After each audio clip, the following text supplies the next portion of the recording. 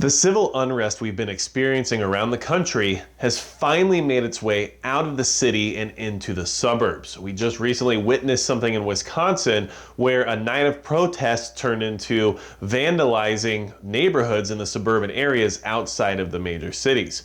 So, we need to prepare for this to happen wherever you might be. Yes, you might live in a nice suburb. Yes, you might live in a rural area. But we've talked about this in other videos in the past where this unrest is going to continually spread until there's a reason for it not to. So stick around for the rest of the video. We'll talk about what happened in Wisconsin just recently, and we'll talk about how it can affect your preparations for moving forward in this year of 2020 and all of the unrest we've been experiencing.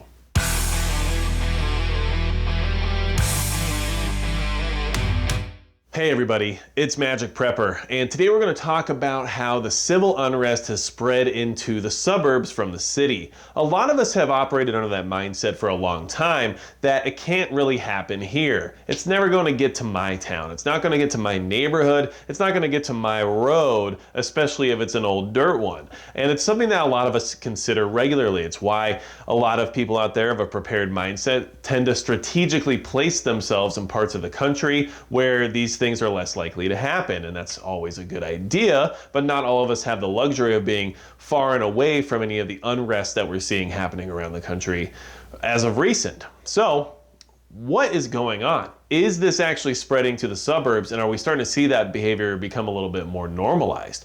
Well, if you're prepping for any SHTF scenario and you're worried about the civil unrest that we're all seeing happening around the country, hit the subscribe button below because we need to keep talking about it and we need to let everybody know what's happening so that we can stay as prepared as possible. Part of prepping is not getting comfortable in your current situation and to sit back and say, look, I see what's happening in the major cities. I see what happens when these protests become riots and when looting ensues. But, you know, where I'm at, that's not really going to happen. Where I live, it's not really a possibility. Get that idea out of your head because this whole situation is starting to spread. So, in Wauwatosa, Wisconsin, we saw a night of protests erupt because an officer was not charged in somebody's death. And this is, of course, what's happened around the country more than once and keeps happening again and again.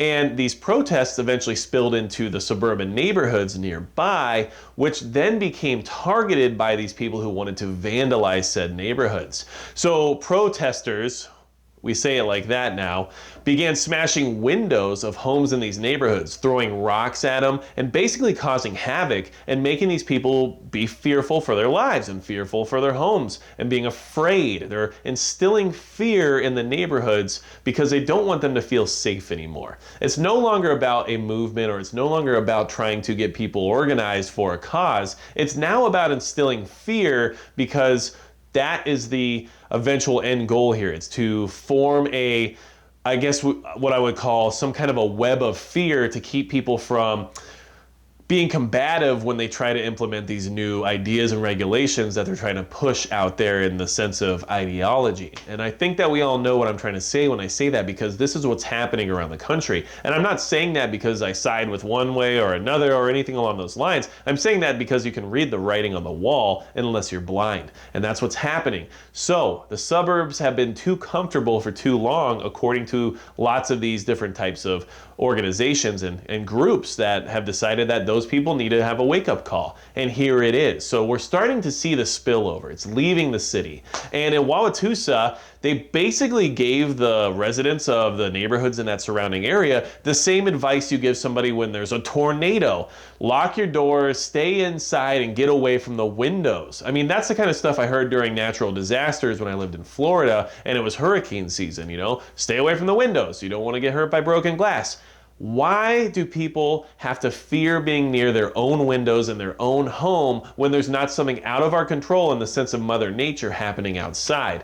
But that is where we are. And I guarantee you that a lot of the people of Wauwatosa had the same idea and the same concepts that many of us unfortunately share, which is, well, I live where I live, so I don't have to deal with that. Or I don't have a town like that. Or my state doesn't seem to act that way.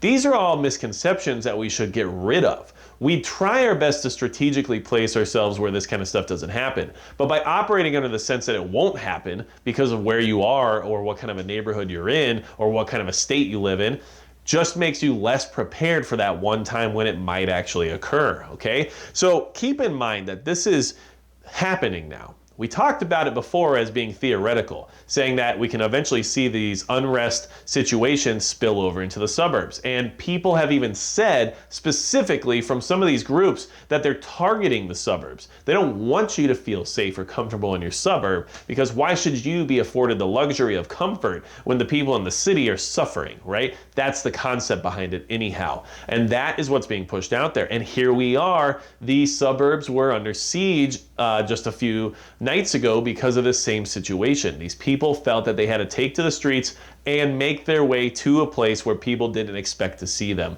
And guess what?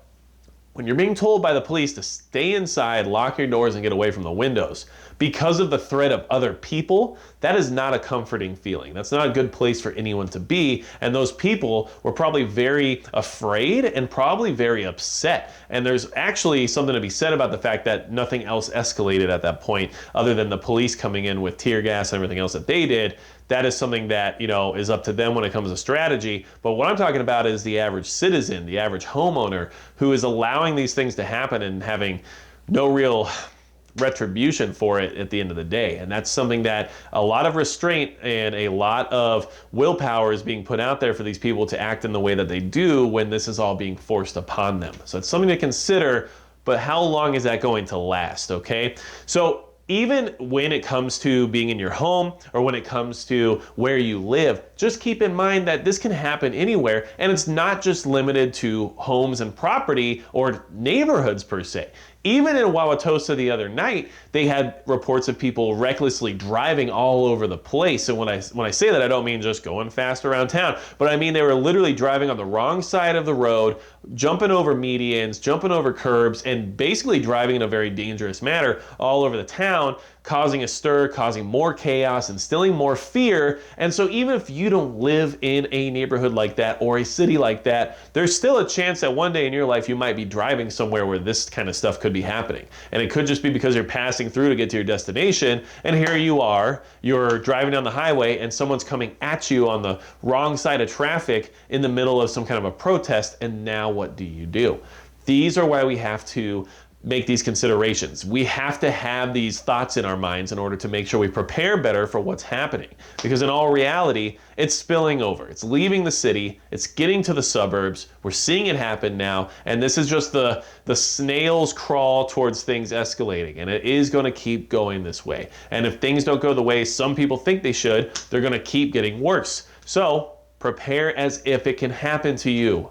Don't let the facade of safety that you feel that you have wherever you live be the thing that makes you not prepared. You want to make sure you're still preparing for these things to happen, regardless of where you live, where your region is, where your location is. This isn't something that everybody has a choice in either. So not everybody who watches this channel is afforded the ability to live in the sticks, and to live out in the middle of nowhere and not have to deal with the average population. A lot of us still do. And if you're one of those people, definitely keep this in mind, because this neighborhood didn't expect to have people vandalizing homes and breaking windows all night, but that's what happened. And if you're in a neighborhood, you have to consider this as being at least a fringe possibility. And you should prepare for how you'll react and how you will act and what equipment you might acquire in order to make yourself as safe as possible during a situation involving that, okay? So I wanted to bring this to your attention to make sure everybody's aware that this is spilling over and it's starting to come out to the neighborhoods, it's starting to come out to the suburbs, and after you leave the urban areas and enter the suburbs, the only thing that's left from there is going to be the rural areas. So is it a matter of time? You tell me in the comments below. Just remember that being too comfortable can sometimes be the thing that makes you less prepared. And we want to make sure that we keep preparing and we don't think of things in absolutes of, well, where I live, this could never happen, because it is happening. So without anything else to say about what's happening in places like Wauwatosa, Wisconsin, and what could happen in the future here in suburbs and rural areas all around the country, that's going to be it for Magic Prep.